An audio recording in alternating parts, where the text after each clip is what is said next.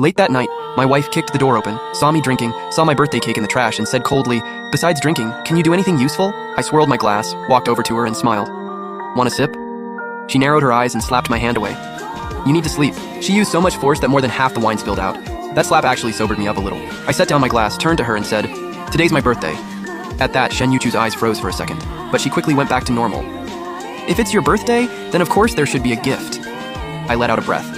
"If you're not giving me one, then let me give you one." As I said that, I pulled a document out of the drawer by the couch and tossed it onto the table. "This is my gift to you." Her eyes landed on the cover, divorce papers. Her brows tightened, and she asked flatly, "What kind of game are you playing now? Our families forced this marriage and kept you stuck by my side all these years. You've suffered enough. Weren't you always thinking about your first love? Go find him." I handed her the divorce papers, and before she could react, I gently kissed her on the forehead. A few seconds later, she shoved me away hard. I lowered my eyes and said, "A marriage like ours is a failure. Looks like we really were never meant to spend our lives together." Shen Yuchu's voice was still ice cold. "If you'd thought that way back then, we wouldn't have been dragging this out until now." "My fault," I forced a smile. "Looks like the only way to pay for all this is with my life." A cold smile curled at Shen Yuchu's lips. "Would you really be willing to die?" I paused, then said in a low voice, "If I die, I won't love again in the next life." "Say that when you're actually dead." Shen Yuchu looked away and turned around. She left again, and the smile on my lips slowly faded. She still hated me that much. I gave a bitter smile and sat down on the couch. Then I pulled out another document from the drawer, my medical report. The words "late-stage cancer" on the last page were enough to make anyone suffocate. I closed my eyes and didn't open them again for a long time. Then I tore up the report and let the scraps scatter all over the floor.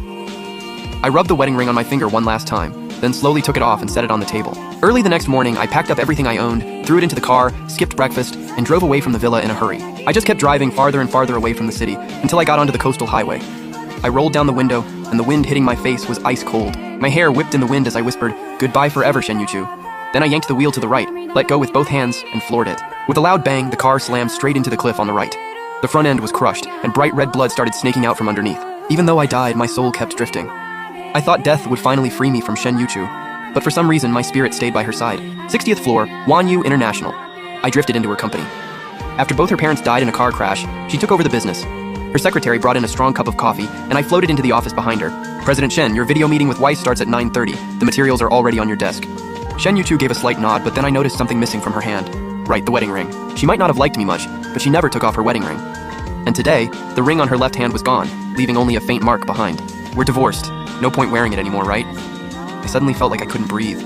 I never thought I'd still have feelings after death. Around noon, I instinctively looked at the time. For 5 straight years, I'd brought lunch to Shen Yuchu at the office every single day. But today, I never showed up. Secretary Liu Ruyan seemed to realize something and quickly ordered takeout for Shen Yuchu. 30 minutes later, it arrived. "President Shen, you should eat first." Then